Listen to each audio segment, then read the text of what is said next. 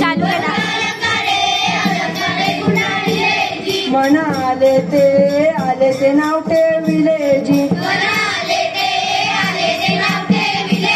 हो तिळा तांदळाचे बावले केले, पाट मांडुनीवर बसविले, वस्त्र अलंकारे गुंडाळिले, म्हणा आले ते नाव ठेविले जी. महाराज महाराज हे बाकी खरं आहे बर का. आता एक माणूस आला, त्याने रस्त्यावरचा एक दगड उचलला, त्याला चांगला धुतला पुसला आणि पाटावर मांडला.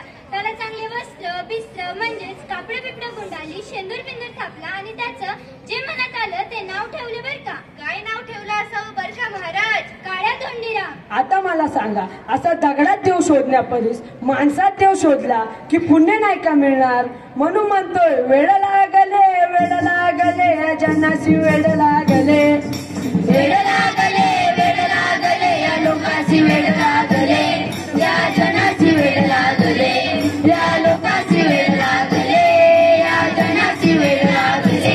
शुद्ध पाण्याने प्रक्षाळिले जी. गंध फुलांनी झाकोळिले जी. धूप करोनी दीप उजळिले जी.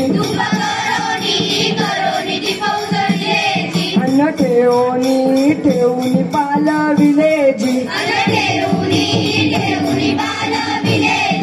हो शुद्ध पाण्याने प्रक्षाळिले, गंध फुलांनी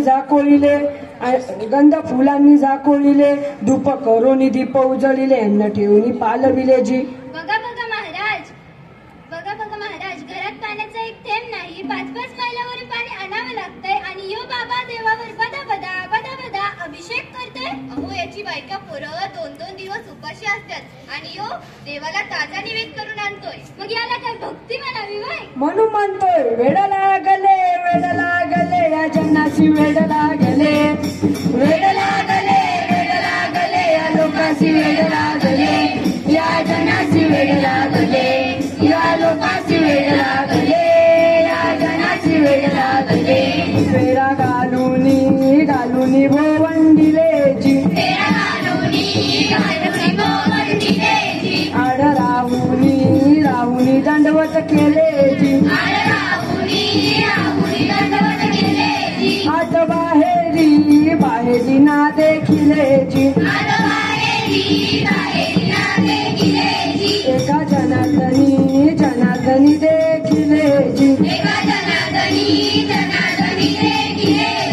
हो फेरा घालून भोवंडिले, आड राहुनी दंडवत केले, हात बाहेरी ना देखिले, एका जनार्दनी देखिले जी. महाराज हे काय चाललंय बघितलं काय? याला काय झालं काय? याच्या अंगात आलंय बाबा. काय सांगताय का? याची पावर 5 मिनिट झालं फक्त देव यांना बसवला आणि याच्या अंगात पण आलंय काय?